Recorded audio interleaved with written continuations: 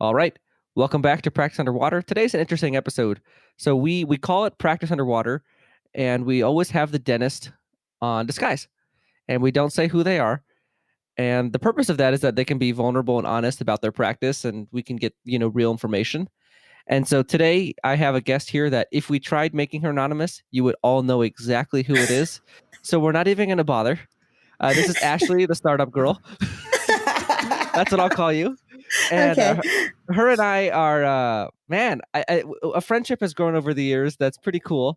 So we've recorded a few times, and every time it ends up becoming a lot of fun. And we usually have some pretty decent content that comes out of it. So we're here today, and you have some concerns about your practice that we're going to talk about, and I'm excited. Well, I am so excited, George. And before I don't know, do you remember how you asked me to be your co-host for this startup season? Do you No, I remember don't. that? I do not remember that. So apparently George, he's not used to a lot of rejection because he completely blocked that out of his memory. I was almost George's co-host for, was it season 3? Season 3, yeah. So season 3, I did the startup season. Yes, Ashley was my Jonas. Ashley was my first person that I asked to be the co-host of the season. Sorry, Jonas. That was before I knew who you were. And that would have been a totally different season. Oh my God, that would have been, could you imagine that season if we just co-hosted together? I think that would have been so much fun. Honestly, that was our worst season ever. Oh. I mean, I'll just say it. That season sucked. And as somebody that produced, the content for it, I just don't like startups. And it was really hard to make a whole season about them. Yeah. So that season was, one to forget. So, I forgot the rejection, that if you're going to handle a lot of rejection in your life, you have to forget about it. You can't just sit here holding onto it. That is words to live by, George. So I told Ashley I had a compliment for her on air, so she has yet to hear this compliment. But so we record the show Practice Underwater, and every time we get a female guest, we jump on the opportunity to interview them because we don't get a lot of females who listen to the show or reach out. And there's this apparent wow, all we have is guys on the show. And it's not because of, we prefer, it's like we ignore females. It's not like in that way. It's just we don't get a lot of them that ask. And every time we get a female, they are the same personality type. You know exactly who I'm talking about. Very direct, forward, kind of aggressive, not in a mean way, but they're very go-getter females, a really type A person. They don't have a lot of fun. They're more very serious, and they're really driven. That's the type of female we've gotten. And so I made a call to our audience on the last episode. I said, there's some chill females out there who are killing it too, who like to have fun. Can we have one of those on the show? And I genuinely was racking my brain, why is it that all of these females we get are the same personality type? And so I was talking to my buddy about this at dinner, dentist, not random person. And either way, it's still weird. And then he's like, no, Ashley, the startup, everyone calls you the startup girl. Ashley, the startup lady, the one that has the Facebook group. And I'm like, oh, yeah, she is the one dentist that I can think of who's a female, who's killing it with that more fun-loving personality type. And so I because I have that same personality type, and I'm killing it. And so it's good to have the it's nice to have that equal opposite sex person that has the same way of doing things. And so you are the only person I can think of that operates the way you do, and it's awesome. Thank you so much. That is seriously such a huge compliment coming from you, George. So yesterday we were on a text message, and he texted me. He said, "Remind me to tell you a compliment on air." And I texted him back. I was like, "George, that is a compliment in and of itself. Thank you so much." Yeah, I thought you were going to go completely opposite with that, because you were saying driven, go-getter, and then we have you. Well, no, it's more like you are all those things, right? And I have those qualities, but it's not the first thing you see when you meet me or the first thing you see when you meet you. It's the thing underneath the surface. Right. And I think with a lot of the females that we've had on the show, it's like very obvious when you talk to this person is straight to the point, no BS, they're here to go. And you like to have fun and you like to have a good time, but you're also those things. Well, thank So you. no, it's and right, your staff, I think one thing that we see with those three guests that they've had in common is they've had an insane amount of staff turnover. And I know you've had some, but like more like startup some, not like, but in general, your team and you have a great relationship that you like, so that's I think where that shows.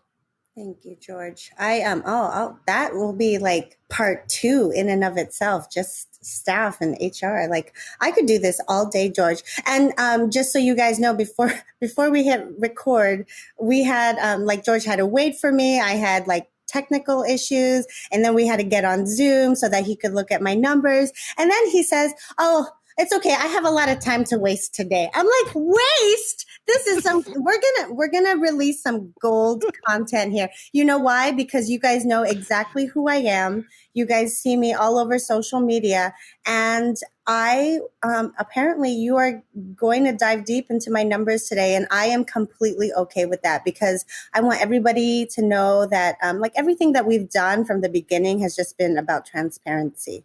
So if you listen to our podcast, you know that there are a lot of episodes where I just cry and talk about the hardships of everything that goes on and the trademark disputes and all of that. But now, like, I never wanted to really share my numbers because I think that it creates a lot of competition in our minds. We're all type A personalities. And if we hear a certain number and we are not at that number, then it's something else that we are disappointed by. And but I want you guys, if you hear my numbers, I don't know how specific we're going to dive deep into the numbers today with George, but if you do hear the numbers, just know that demographics are all different. Like everybody practices so differently. So don't, as easy as it is to compare yourself, really, really try not to. Like, let's focus on the trends, and then let's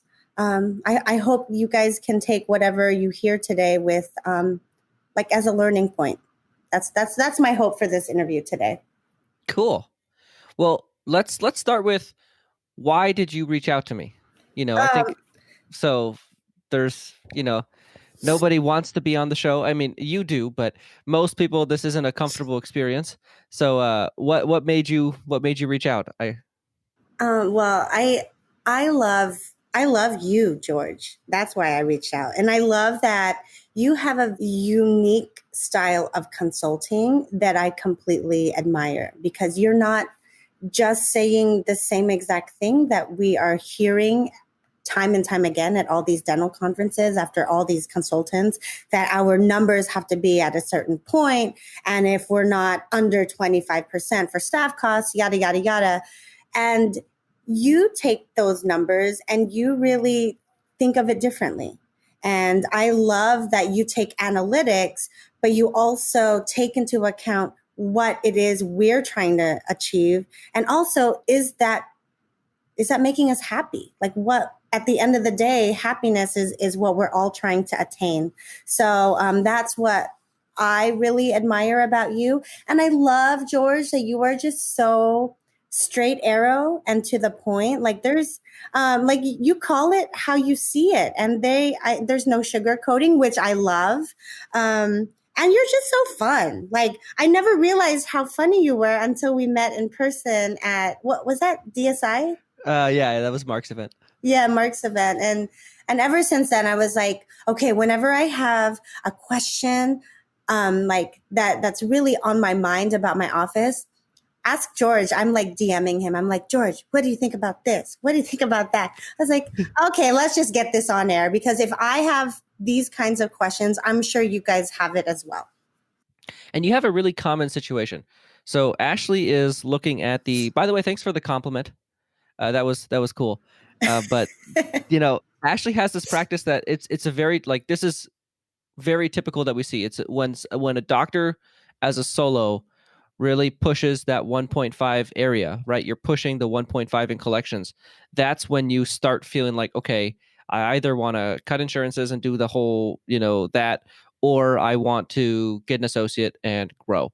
but you start, everyone always tells me, what's the max? Mhm. And 1.5 as a solo is like, that's a real number.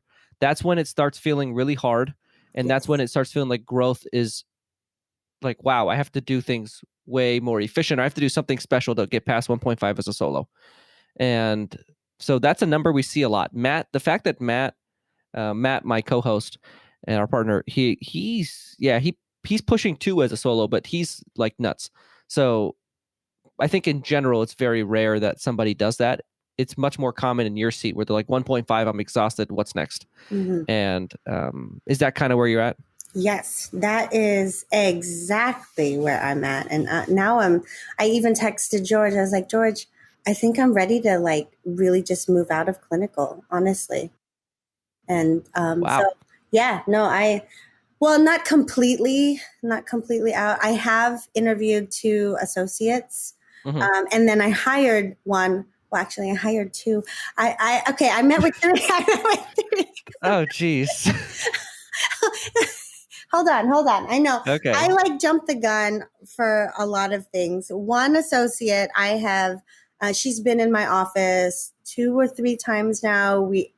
In addition to the interview, Mhm. and she's really great clinically, and I think she's a very good counterbalance to me. I'm very much out there, and she's very non-emotional, very logical. Hmm. So she is going to start working in my office, actually starting on Monday, every Oh, Monday. So just one day a week. And then this just happened this week, George. That's why you were getting a bombardment of text messages from me. I just hired she's not even graduated yet. She graduates she graduates in a few weeks, and then she takes her boards. So I hired her to come on full time. So that will come, I guess, August, September, depending on like how this whole COVID and stay at home thing is affecting the boards. And then I have another one who wants to work in our office 2 days a week, Wednesdays and Fridays. And we're currently not open on Fridays. So I'm looking at expanding capacity. And then, so my goal is to have 2 docs every day from Monday to Friday with an earlier shift. So the assistants will set up at 6:30. The docs will come in and the hygienist will come in, work from 7 to 4. And then the next shift is from 9:30 till 6:30.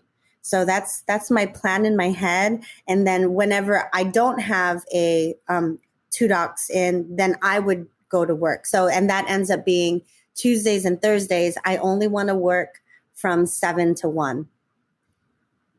And that's where I'm at. I love the clarity. Oh, thank you. I wanted to ask your thoughts about that because now that you can see my numbers, honestly, I don't like my husband tells me all the time, this is your passion project.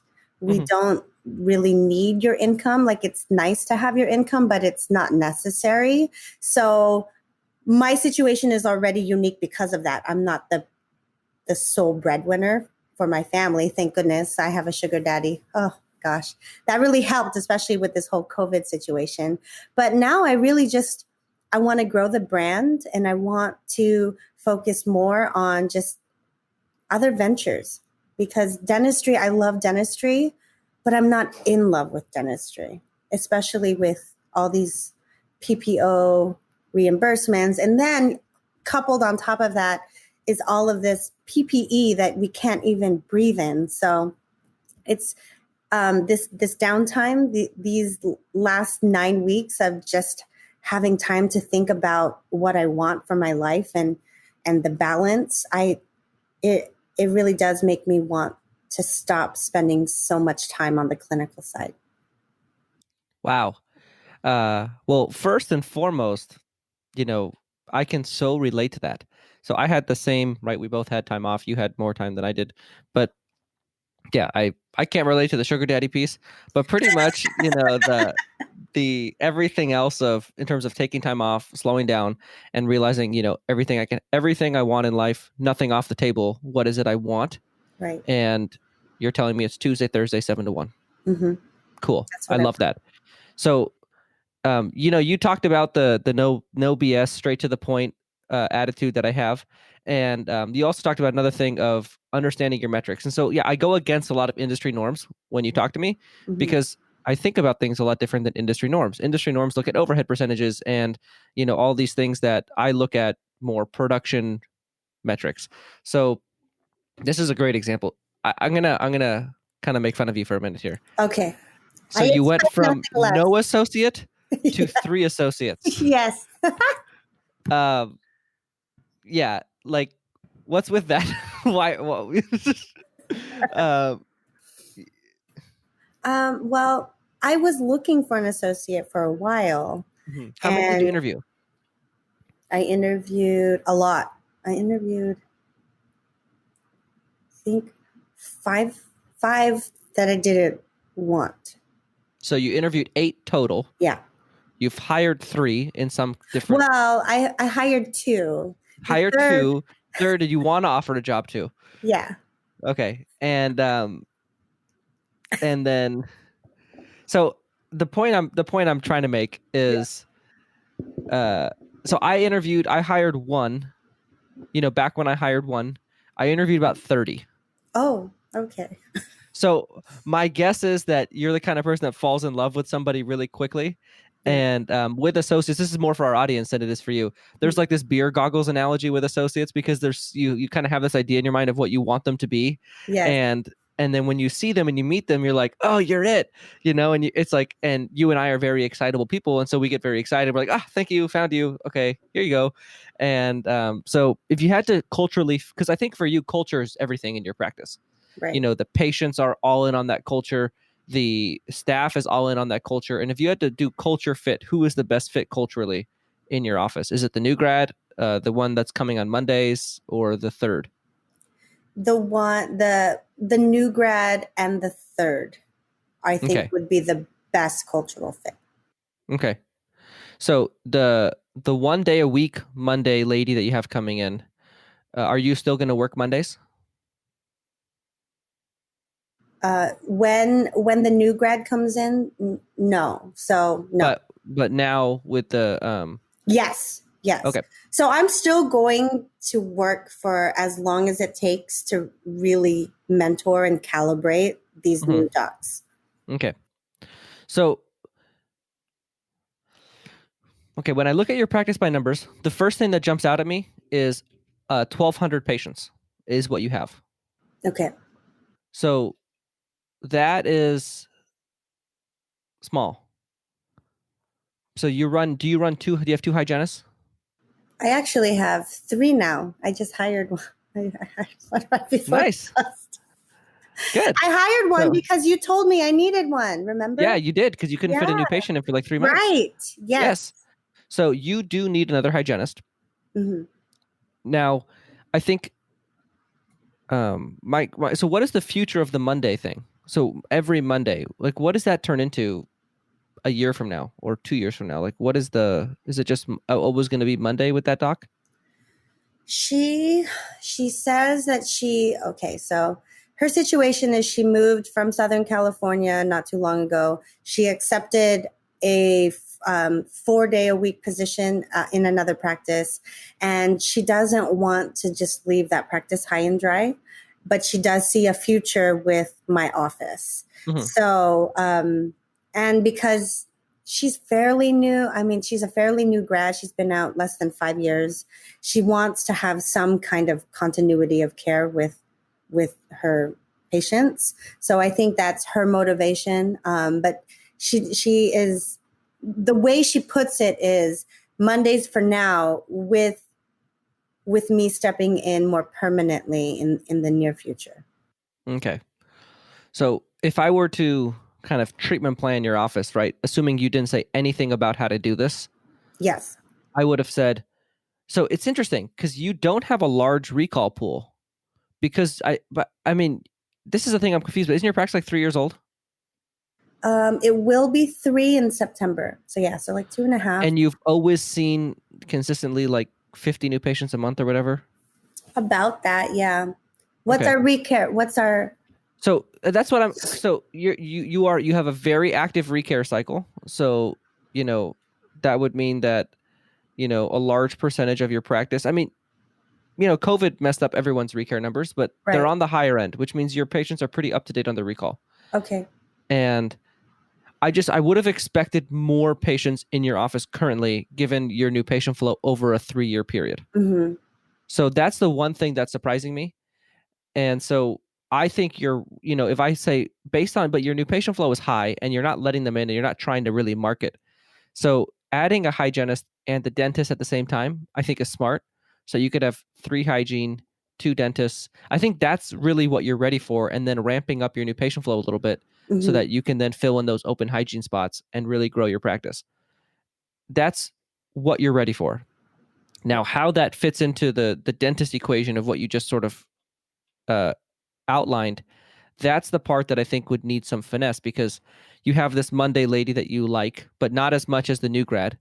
But the new grad, honestly, as a practice owner who walked into ownership as a new grad, Mm-hmm. Walking into your practice as a new grad is all kinds of intimidating. I mean, your patients are, they expect stuff. You know what I mean? Mm-hmm. And I mean, the idea of never having worked on a private practice patient and my first time is in your office, that would scare me. Oh, thanks, George. You're so Yeah? yeah. Thanks. No, I mean, yeah. So I kind of like the idea of, you have 4 months until September. Mm-hmm. A lot can happen until then. Right. So let's try this Monday thing out and let's see how it goes. And I think that 4 months of it going really well on Monday or not really well on Monday, I don't think you'll end up with 2 dentists by the end of this. I think it'll Really. be obvious. I think it'll be obvious which one you want more, Mm, either the new grad or this one. gotcha. So I would try to commit to one. Commit to one. That's what I'm trying to say. Okay. Before we get back to the episode, I wanted to take a minute and thank Practice by Numbers. Without their help and allowing us to set up the shared practices dashboard, a lot of what we do on Practice Underwater wouldn't be possible. I want to take a minute and highlight a clip from the episode that we did with Rohit, where we highlighted some of the metrics that really matter most. I personally really like the dollars scheduled metric, because I always like to see, am I growing? Am I kind of, in which direction are we going? We should be at least scheduling more than we're producing, because usually some patients drop off. So I think that's kind of a good place to be. And so when I have a client and they just had a bad month and they're feeling down on themselves, I can always look at their dollar schedule to see which way are they trending. Are they going to have a big month next month? Like, can they cheer themselves up knowing that they're scheduled in a growth trajectory? Or are they ultimately, I need to say, hey man, you got an issue. I know you just had a good month, but you're setting up yourselves up for a couple bad months. And, then they can turn it around. But I think having that heads up holds you accountable as a business owner, where you're not relying on how much money did I make this month. And that's how I know, how things are going. I think you have the heads up one way or the other. I hope you guys enjoyed that clip. If you guys are interested in trying out Practice by Numbers and looking at your practice through the shared practices dashboard, and there are many other dashboards, you can go to practicebynumbers.com and set up a free trial. And what about the third one then? I feel like the Bachelorette. Yeah. So the third one at this point, right? Like, you can only have one partner in life, and you're like, at some point there's just not enough, right? Like, your practice doesn't have 3 times as many patients as it does. You can't afford to have like all these different associates. I think, So my thinking is, here's my thinking. I'm trying to get you to pick one. That's what I'm trying to get. I know, but okay. So the third one, she's been practicing for 9 years. So lots of good experience. And she loves she loves bread and butter. She loves, and then the new grad loves surgery and endo. And that's not a good fit. That's, not a good fit in my practice? Yeah. But isn't that something that I want to incorporate in my practice? Do your patients need surgery and endo? Oh my gosh, I refer so much out. To endo? Yes. Aren't you like the dentist of like the young fit moms that have money? Yes, but I'm also the dentist that everybody who has had a fear of the dentist and hasn't come in for decades is now coming in and need full mouth rehabs. So there's a very big demographic in my office. So you have a lot of like anterior endo that you refer out? Yeah, I hate endo. Interesting. Wow, I would have never expected, because I view you as like an affluent practice. Your patient base is affluent. And so I guess the thing that strikes me is not high caries risk. Oh, Typically those patients don't have a lot of caries. it really is crazy. So we have a lot of house moms, like housewives, in my practice where, the median income is well above 6 figures. They drive their, very nice cars and have their Louis Vuitton purses, and they come in with their Lululemons. And then I have all the stuff I'm super familiar with. yeah. And then we have the patients who drive from South Sac or Elk Grove, which is sometimes an hour away, lower income, but they come to see us because they're terrified of the dentist. So, we just have a very we treat everybody in our office, not just young, not just old, everybody, the whole gamut. So you're going to interview associates in your career. Let me give you a tip. Okay. A dental student saying they like surgery and endo, yeah, that means nothing. Okay. As a dental student, I told dentists I like surgery and endo. Okay. And I got graduated, and I did not like surgery or endo. So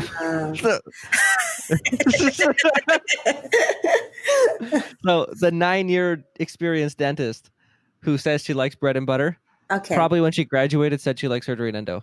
And okay.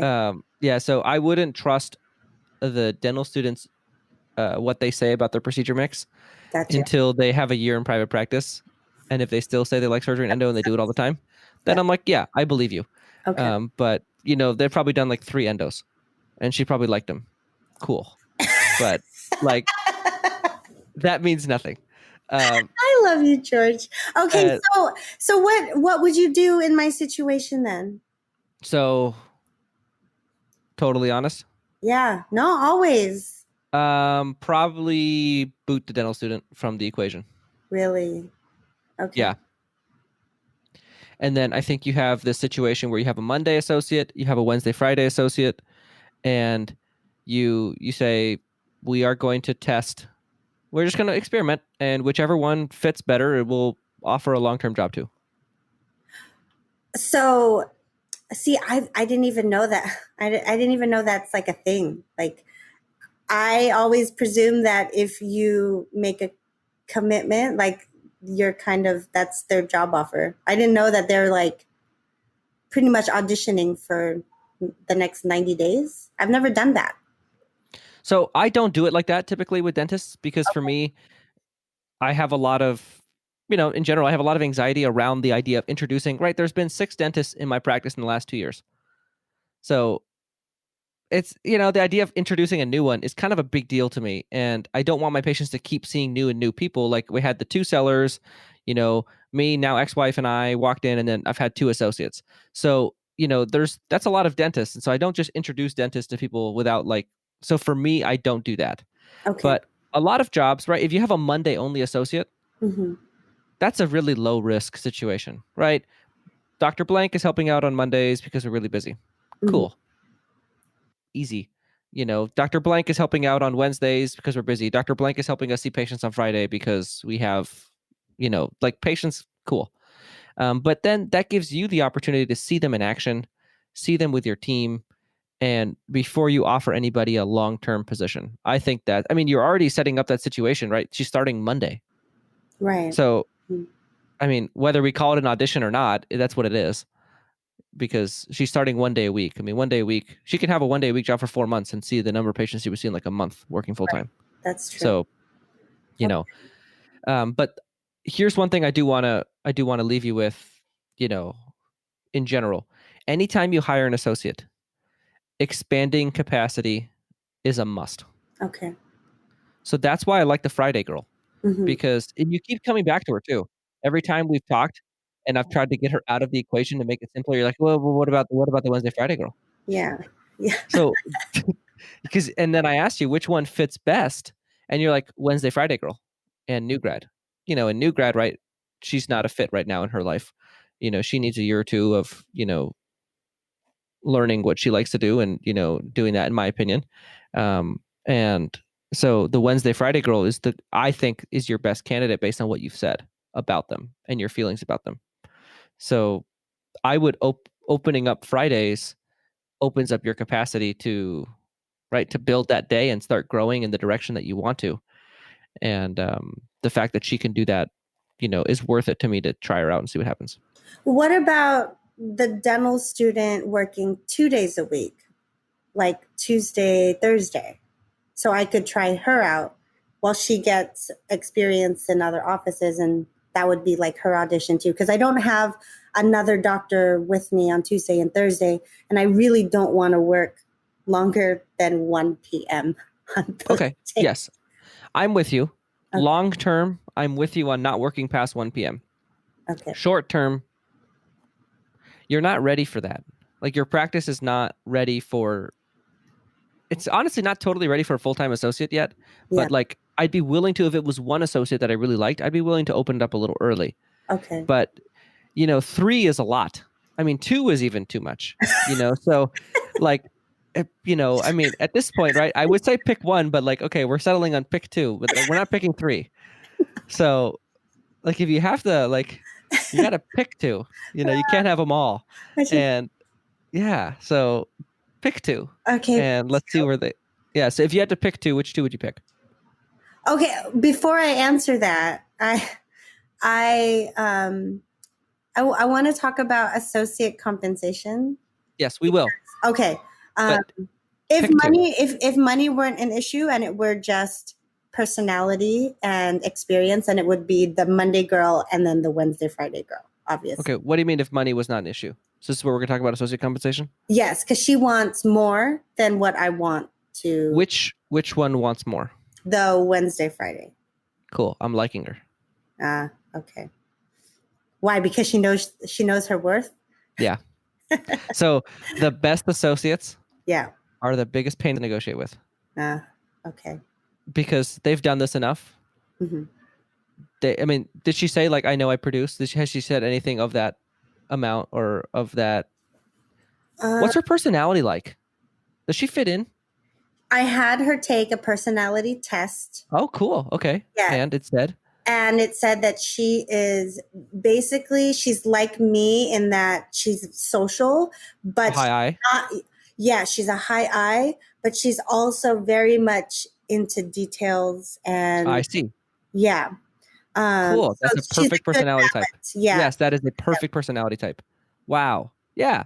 So I'm like, honestly, the more I hear about her, the more I like her. Okay. And right. So if an associate comes, like, what if you're applying for associateship? What if you're going to go get an associate job, right? Let's just say, right, you have a sugar daddy and you're like, you know what, practice ownership isn't for me. I'm going to go work somewhere. Yeah. Are you just going to take the first thing they offer? Right. No. Because you're good. Mm-hmm. So the one that's like, yeah, I'll take whatever. Like that's kind of I don't want to say a red flag. It's a little too strong, but it's a little bit of a, why aren't you like negotiating with me? Why aren't you trying harder? Okay. Mm-hmm. So honestly, and the thing is with an associate, and I learned this from Scott Luna, it is under 40K a month of production. This is for full-time, right? Not counting your situation. It's all weird. But assuming you have a full-time associate, if they produce under 40K a month, you've lost money. Okay. If they produce between 40 to 60, you're making a marginal amount of money. Mm-hmm. And then over 60, over 70, that's when you're making a lot of money. Like once they're over 70 grand a month, you're making more than they are on their production, regardless of what percentage you pay, whether it's 30, 32, 33, 30, it doesn't matter. That's not the thing that matters. It's like, so on the baseline, yes, it matters. If they're not producing a lot, then the percentage you pay them really matters, right? If they're not producing a lot and you're paying them 30% versus 25 or whatever, cool. But really the mindset needs to be, I want the associate that's going to produce the most, and I'm willing to pay them because I know that that's when I make money. If they're not producing, you're not making money. Okay. Regardless of how much you've agreed to pay them. Right. No, that makes a lot of sense. And this whole like COVID situation with having to stagger patients and having just one patient per column and really distancing as much as possible, like I really am curious to see how the pay structure for associates, like let's say you are paying or you committed previously to 30 to 32%, and now you're realizing you just invested tens of thousands to retrofit your office, and now everything is like your overhead is so high. So are you going to be doing that long term? Doing what long term? Like the N95s and all of that? No, talk about what you're doing with the schedule with COVID. Oh gosh. Okay. So right now, we're meeting as a team for the next 2 weeks to go over training and all the systems. And then when does California let you open back up? We're already allowed to. And you're not open? We've been open for emergencies, but no, I haven't been open because I want my team to make sure that they're comfortable and confident with everything moving forward. And we can talk about that too, just like team coming back and whether or not they wanted to come back or not. But right now, the way we're doing hygiene, and I am a heavy PPO practice, they are scheduling prophies 90 minutes, and a Delta reimbursement for a prophy is like what, $60? Yeah, why are we scheduling 90 minutes? Because they don't want to use the hands, the Cavitron or the piezo, and then they want to really disinfect the rooms. And I mean, they said like at least in the next 2 weeks or the first 2 weeks to schedule like that. But that's going to tank our profitability. Yeah. So associates in general, right? They burn through patients like crazy to produce compared to you. I mean, so if we're talking about your practice where you do around 1.4, 1.5, let's call it, on 1,200 patients, you are very patient efficient. You are the Prius, right? You don't have a lot of fuel, but you go very far. An associate is the exact opposite. So they need that, and that's why I'm kind of harping on like the hygienist, more patients plus associate at the same time, because they need a lot more fuel to produce the same numbers that you do. Right. So this whole like 90-minute thing and like all of the COVID stuff might be timing wise really hard for an associate. Okay. Does that make sense? Yeah, no, totally. Because now we're lowering our patient flow instead of the other way around, where we really need to jack it up at the time of the associate coming on. Does that make sense? No, really. It does make sense. And that's why I wanted to talk about compensation for an associate, because if they want X amount and we're seeing just a significant decrease in patient volume, then what should we do? What should I do? So is this Wednesday, Friday associate being, so you already have your Monday associate, correct? Yes. And at risk of airing her compensation on air, let's not do that, but let's just, is it a daily rate plus a percentage if it's more? Okay. Yeah. It's a daily rate or 30% of collections. Okay. And what about the Wednesday, Friday? Is she being difficult on the percent or on the daily rate? Both. So she wants a higher base, a higher daily base, and she also wants to be paid off of production. Okay.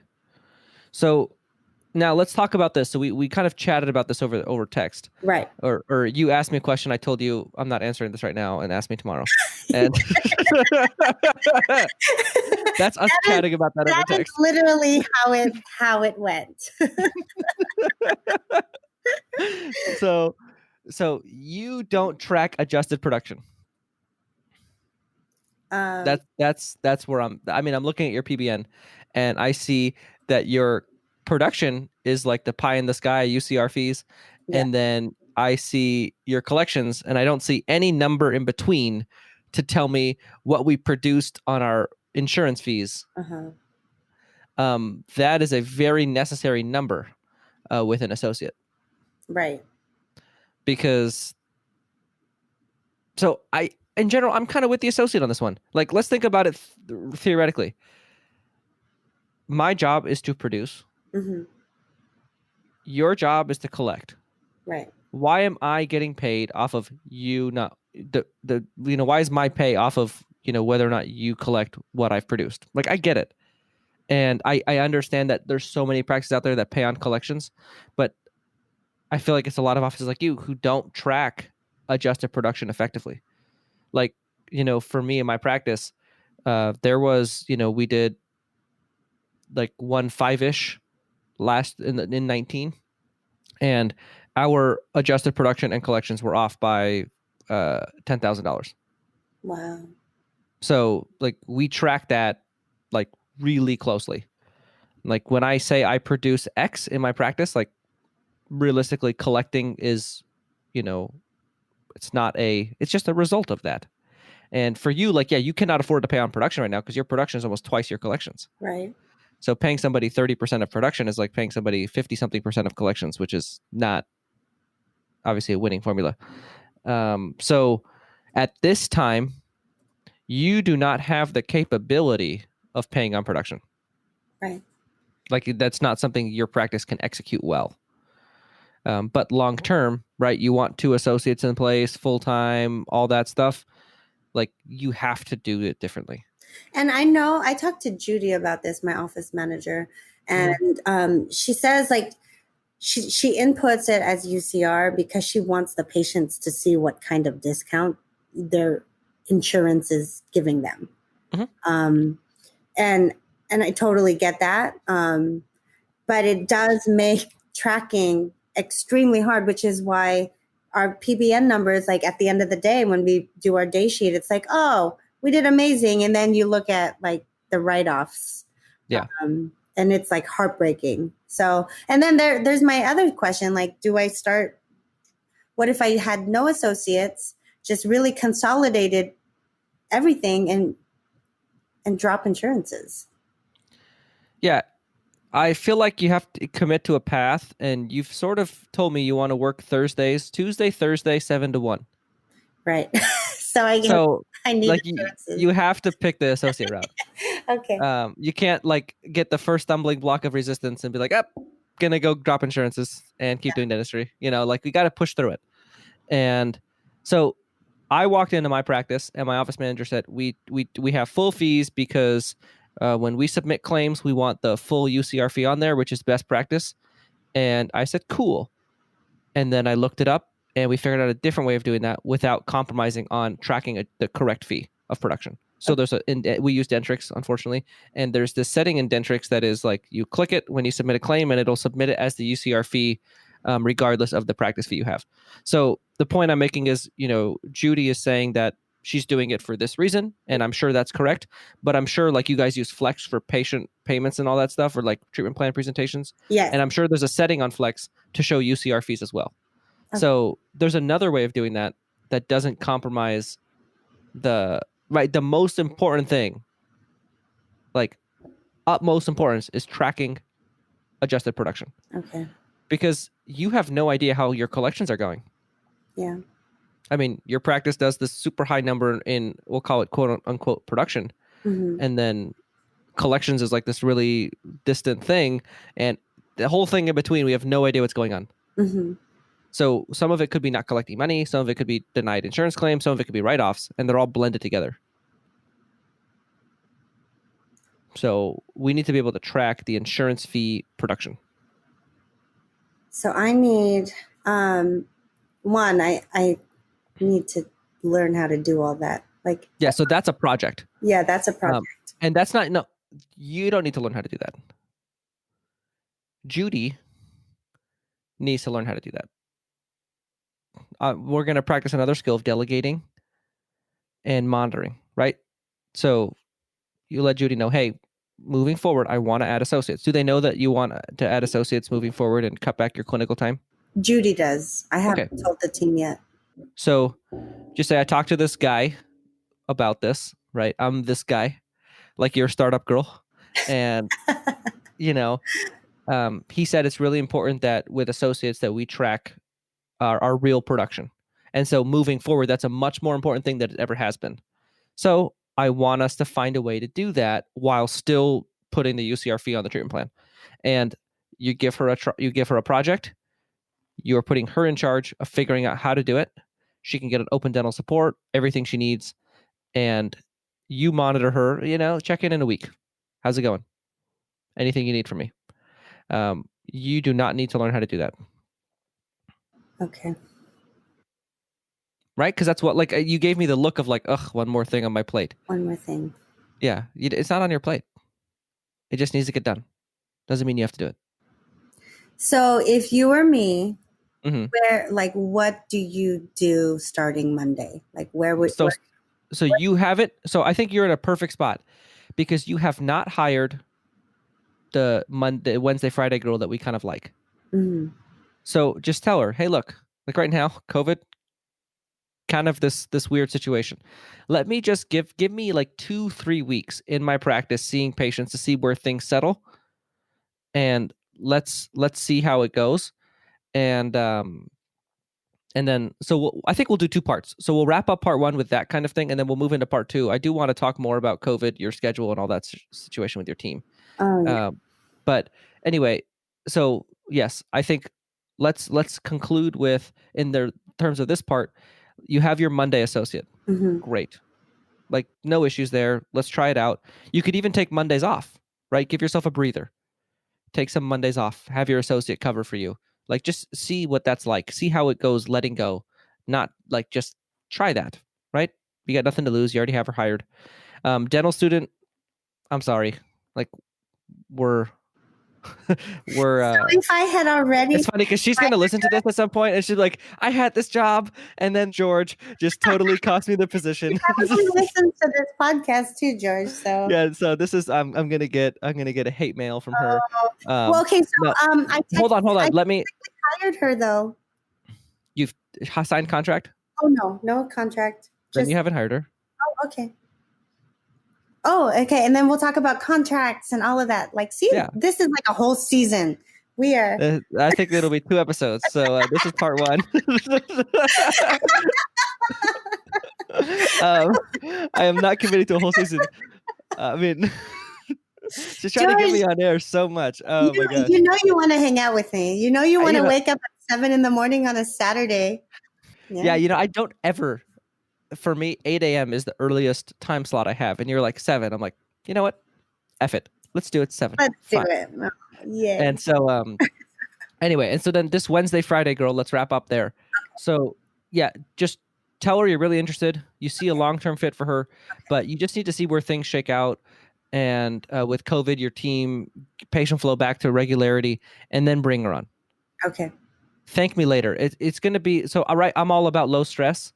Yeah. And you're going to trade different types of stress. Like right now, take the stress you're used to before you add the one that you're not. Right. And you're going to have associate stress, but wait for a better time in your practice to have the associate stress. No, that makes a lot of sense. Thanks, George. I'm all for everything you want to do.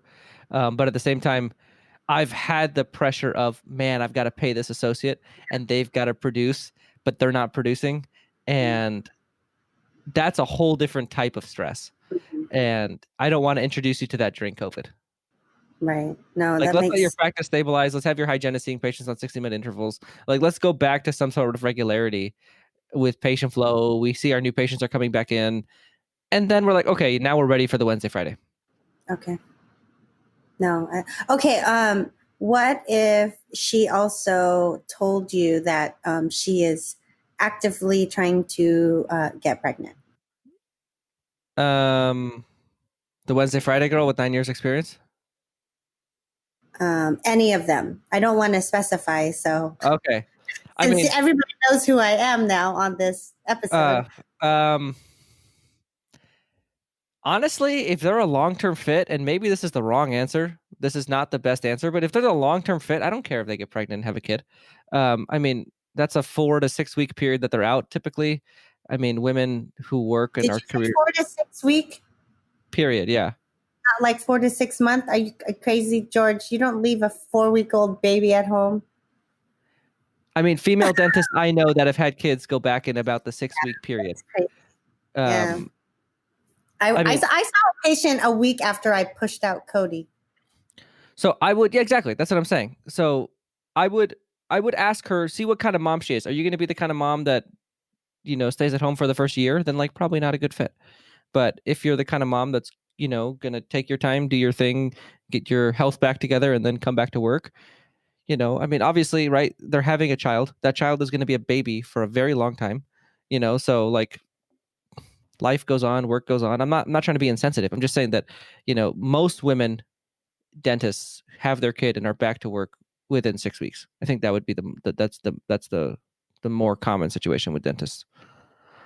So yeah, I mean, I would just try to get a feel for where she's at there. Obviously, like that's a whole HR tiptoeing thing, so you can't like directly ask or say that, but just like be curious a little bit and see. But I would, yeah, I mean, if it's a long-term fit, I wouldn't let a 6-week inconvenient period deter me from that. That's what I told her too. So. Cool. So let's go to part 2. I had it all wrapped up nicely. I was like, all right, we like wrap this part up. It was so great. And then you're like, wait, pregnant. I'm like, what? Hey, George, I think I did pretty good about the tangents. No, in this I episode. think we stayed on topic the entire time. Yeah, I was, and I could even tell you were into it. So you were like, okay, I don't want to distract. Like, I need this conversation right now. And so that was cool. All right, I'm going to stop the recording and then we'll go to part 2. Okay, thanks, George. Thanks for listening to another episode of Practice Underwater. We'll see you guys next week. If you're interested in one-on-one coaching with either Dr. George Hariri or Dr. Matt Garino, our contact emails are in the show notes. And if you're interested in being on Practice Underwater as a guest, where we could look at your practice anonymously, you can go ahead and contact the email in the show notes and follow those directions to get on the show. Thanks, and we'll see you guys next week on Practice Underwater.